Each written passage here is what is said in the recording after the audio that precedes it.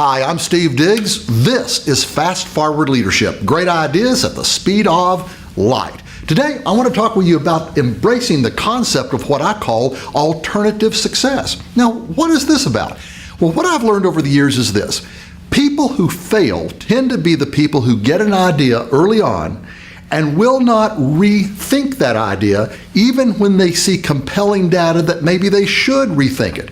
You know, we're constantly being told to play to our passions. I'm not so sure I agree with that. The truth is, what we need to do is figure out what our strengths are, play to those, and let those become our passions. Alternative success helps us keep our eyes wide open to new opportunities, new ways to do different things in a more effective way. Let me tell you a little bit about my story of alternative success. A long time ago, I was determined to get into show business. So I ran around, I did all the showbiz things. I had radio shows, I performed, I did some recording. I actually met people like Elvis and hung around quite a few people.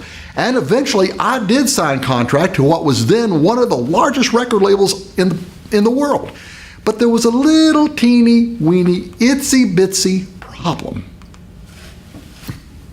At all. I can't sing. Listen, I'm not being modest. Folks, my voice has been known to kill small animals. I'm a terrible singer. And it didn't take long for the record label to figure this one out. And it wasn't long before they decided to drop me. My records were not selling. There was this one little lady up in Des Moines who dropped one in the store and broke it, and they made her pay for it. But my records weren't selling. So as I said, the label dropped me, and I was depressed. That was my track to success, I thought. And I didn't think that there could be anything else. And I went through a period there where I was just kind of bummed out. But that was the beginning of my journey to the other side of the glass. Listen, here in Nashville, we have recording studios, it seems like, on just about every corner. And there's really not much to a recording studio. It's really just two big rooms. There's a room over here where the musicians and the singers are. That's the room I wanted to be in. And then there's this big glass wall, and over here on this side, this is the side where the producer and the engineer do their work. Well, again, I wanted to be on this side of the glass. And I was very unhappy that that wasn't working out. But when I finally began to look towards my strengths, and I think this was providential, some opportunities came my way that allowed me to go from this side of the glass over here to this side of the glass and begin producing music. And over the years, I produced an awful lot of music. I produced some records, produced lots of radio and television. And folks, that is what became a multi-million-dollar business over the years. It was me allowing myself to free myself from what I had thought had to be my track to success and looking in a different direction. Let me tell you a fast story before we end this.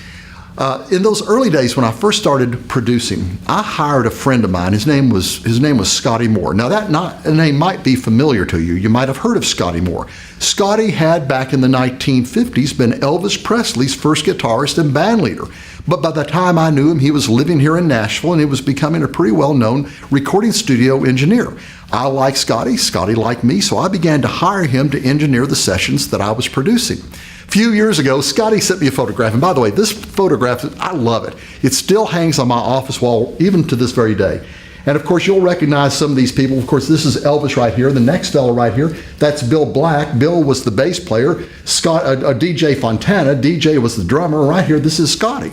Well, Scotty sent me this picture, and he put an inscription on it, and I love this inscription. He said, "Steve, I worked with you, and I worked with Elvis. I'm glad that one of you made it." And I know what Scotty was doing. He was kind of pulling my leg a little bit here. But honestly, I do feel like I made it. Maybe not on this side of the glass, but over here on this side of the glass. Here's my encouragement to you. Always keep your periscope up. Always be looking for better ways and more exciting ways to fulfill your destiny. Hey, my name is Steve Diggs. This has been Fast Forward Leadership. Great ideas at the speed of light. See you next time.